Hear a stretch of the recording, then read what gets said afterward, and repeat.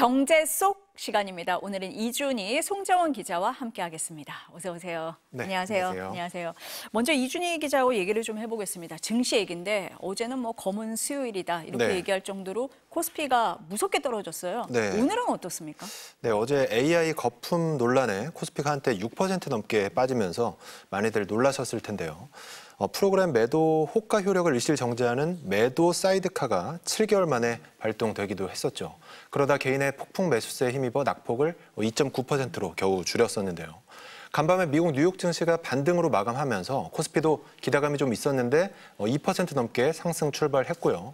아직 장이 마감이 되진 않았지만 현재 4,032, 그래서 한 0.71% 정도 오른 상황입니다. 그러니까 외국인이 1조 원 넘게 팔았는데 개인과 기관의 저가 매수세가 유입이 되고 이제 반도체 등 어제 낙폭이 컸던 종목들을 중심으로 이제 지수 상승을 이끌었습니다. 그럼 지금 이 기자 얘기를 들어보면 개인 투자자들은 사고 외국인 투자자들은 팔았다 이 얘기인데 오늘도 그렇습니까? 네, 외국인 매도세도 그리고 개인의 매수세도 둘 다 굉장히 굉장한데요. 외국인이 이렇게 주식을 팔아치우다 보니까 본격적으로 셀코리아, 그러니까 한국 주식 매도에 들어간 거 아니냐 이런 우려가 드실 수도 있는데 많은 전문가들이 그렇지는 않다고 보고 있습니다. 올 들어 하이닉스 같은 경우는 거의 4배가 됐다 보니까 반도체나 대형주 위주로 차익 실현에 나선 걸로 보는 그런 시각이 많은데요. AI 산업에 대한 전망이 여전히 밝고 또 우리 반도체 기업들의 상황, 또 정부 정책 기조도 변한 게 없다는 거죠. SK 하이닉스가 올해 4배나 올랐습니까? 네. 그러면 코스피는 얼마나 올랐어요? 네, 작년 말 코스피 종가 혹시 기억하십니까? 2,399, 그러니까 2,400이 안 됐습니다. 그런데 이번 월요일 최고가 4,200을 넘었었죠. 그러니까 76%가 올랐습니다. 그러니까 이게 어느 정도냐면 만약 코스피 지수를 100% 따라가는 상장지수 펀드, 그런 ETF 상품에 넣었다면 산술적으로는 1,000만 원을 넣었으면 1,800만 원, 1억을 넣었다면 1억 8천만 원으로 불릴 수 있었다는 그런 얘기죠. 특히 월요일 62만 원까지 올랐던 SK 하이닉스는 작년 말 가격이 17만 3,900원이었습니다. 그런데 거의 4배가 된 거죠. 이 얘기 들으면요. 삼성전자나 SK 하이닉스 저렇게 많이 올랐는데 내 주식은 왜 안 오르나 이렇게 생각하시는 분들도 많을 거예요. 네, 주변에도 굉장히 많으실 거예요. 왜냐하면 이제 특정 대형주에 이제 코스피가 지나치게 의존하는 경향 때문인데요. 코스피 시가총액이 3,300조 원 정도 됩니다. 그런데 그중 1위가 삼성전자인데 590조, 그리고 2위 하이닉스가 430조 정도 되거든요. 그러니까 따져보면 두 회사가 전체 시가총액의 30%를 차지하고 있습니다. 그러니까 8월만 해도 두 회사의 시총 비중이 20%였는데 이번 이제 급등기를 두 회사가 주도하면서 비중이 10%포인트나 이렇게 높아진 거죠. 두 회사의 등락이 코스피 전체 등락을 좌우하다시피 하는 건데 그러다 보니까 말씀대로 코스피 상승을 체감 못하겠다는 분들도 많습니다.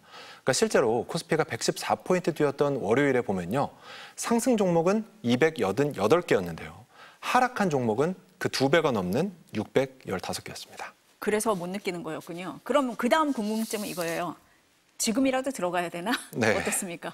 네, 나만 못 벌까 봐 두려운 심리, 이제 포모 심리라고 하죠. 그런 게 나오는 게 지금 당연한 거죠. 그런데 문제는 주식이 떨어질지 오를지 아무도 장담할 수가 없다는 겁니다. 월요일에 4,200까지 넘었던 코스피가 어제는 한때 3,800선까지 깨지기도 했었죠. 그러다가 오늘은 또 한 1% 정도 올랐고요. 지금이라도 들어가야 할지, 들어가 있다면 지금 팔고 나와야 할지 고민이 되게 많으실 텐데요. 최근 재미있는 통계가 하나 나왔습니다. 무슨 통계요? 네, NH투자증권이 성별, 연령대별로 누가 주식으로 많이 벌었나 이렇게 빅데이터 분석을 한번 해봤는데요.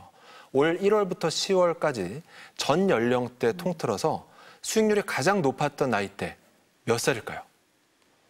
19세 미만입니다. 아, 진짜요? 그러니까 성인을 다 제치고 19세 미만이 가장 높았는데요. 이 증권사 개인 투자자 수익률이 36%였거든요. 그런데 19세 미만은 45%가 넘었습니다. 아니, 성인들을 다 제치고 19세 미만이 1등이다. 좀 이해가 안 되는데 어떤 이유입니까? 네, 비결이 바로 주식 회전율입니다. 그러니까 얼마나 자주 사고 팔았는지 그게 수익률을 갈랐는데요. 이제 50대 남성의 경우 회전율이 무려 113%에 달할 정도였는데 이 19세 미만은 남자든 여자든 27% 수준에 불과했습니다. 그러니까 이 19세 미만이 직접 뭐 주식을 사고 팔기는 쉽지 않을 거고 부모들이 이제 장기 투자용으로 매수를 해둔 뒤 거의 사고 팔지 않았다는 건데요. 남녀 수익률도 이 회전율에서 갈렸습니다. 그러니까 여성 수익률이 남성보다 한 7%포인트 정도 더 높았는데 회전율을 보니까 남성이 여성의 2배였습니다. 지금 얘기를 들어보니까 일희일비하면서 사고팔고 하지 말고 그냥 꾸준히 투자해라 이 뜻입니까? 네. 지수를 추종하는 그 펀드, 이제 인덱스 펀드라고 하는데 그거를 처음 만든 사람이 잭 보글이라는 사람이거든요. 그 사람이 이렇게 얘기를 했어요. 시장 타이밍을 맞추려 하지 말고 이제 꾸준히 투자하라. 시장에 머무는 게 중요하다. 이런 말을 남겼거든요. 그러니까 장기적인 투자가 중요하다는 거죠. 타이밍 맞추는 건 진짜 어려워요. 네, 불가능하죠. 쉽지가 않을 것 같습니다.